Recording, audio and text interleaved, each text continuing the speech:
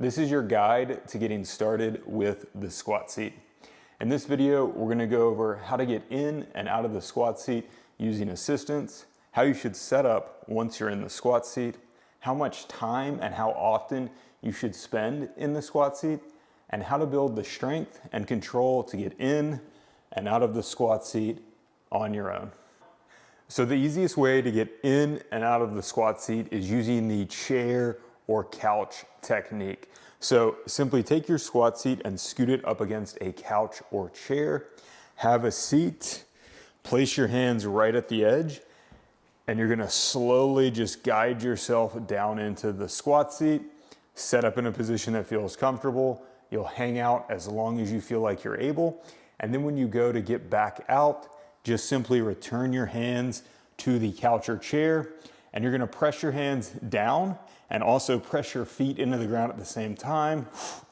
And then just quickly bring your hips back to the chair.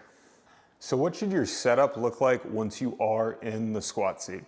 Ideally, over time, we want this position to really mimic a deep squat, but that requires good mobility at the hips, knees, and ankles. So you might not have that at first. So in the beginning, walk the feet out far enough to a position that feels comfortable and sustainable. You can hang out here for at least 5 minutes, all the way up to 15 minutes, and you don't feel like it's overly taxing on any joint. Try to sit as tall as possible through the spine, and then do your activity. Be on the computer, your phone, reading a book, maybe doing some upper body mobility, whatever it is, hang out. Listen to your body though. If stuff's getting tight, feel free to adjust your position.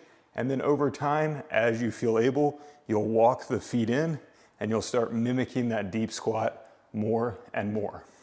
So how long and how often should you spend time in the squat seat? Well, ideally we want people replacing chair time with squat seat time, but if you're new to this position and you're worried about your mobility, you do need to take a more structured approach. So start with anywhere between 5 to 15 minutes at a time. Make sure to listen to your body. If anything feels tight, achy, adjust your position, get up, come back to the position later. 5 to 15 minutes, and try to do that 2 to 4 times a day. Start with that, your body will start to adapt, and as you feel able, adopt this more squat looking position and spend more chair time in the squat seat. So how do we build the strength and control to get in and out of the squat seat on our own? Well, if you can lower down with good control all the way to the bottom, but you can't get out on your own yet, every time you get into the squat seat, lower with as much control as possible, especially here near the bottom. This is normally the trickiest part. Try to lower with as much control all the way to the squat seat. You can still use assistance getting back out, but lowering with that crazy control, you do that consistently, it's gonna build the strength to ultimately get you out. If you can't lower with control all the way to the bottom, you can use a counterbalance. So you could use a light dumbbell. This is 7.5 pounds.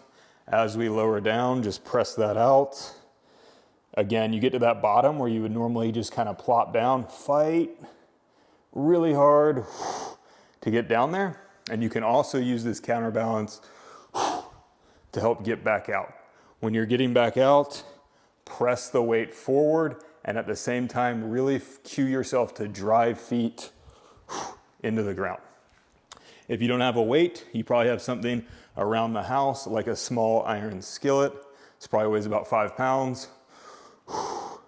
That works well too. So lower with control and use that counterbalance if needed.